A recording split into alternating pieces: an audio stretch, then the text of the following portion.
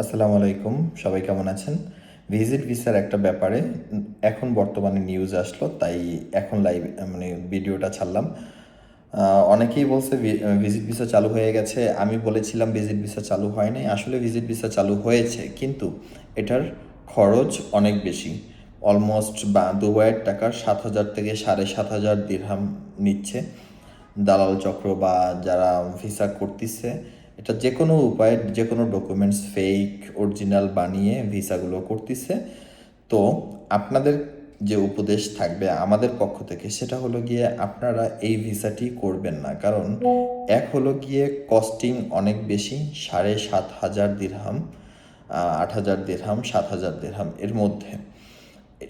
এছাড়াও হলো গিয়ে আপনি ভিসা করলেন, কিন্তু আপনি ফ্লাইটে করে এখানে ল্যান্ড করতে পারবেন কি না এটা আদৌ কেউই জানে না। তাই আমার পক্ষ থেকে রিকোয়েস্ট থাকবে, আপনারা এই ভিসাটি গ্রহণ করবেন না। সবাই ভালো থাকবেন। আল্লাহ হাফিজ।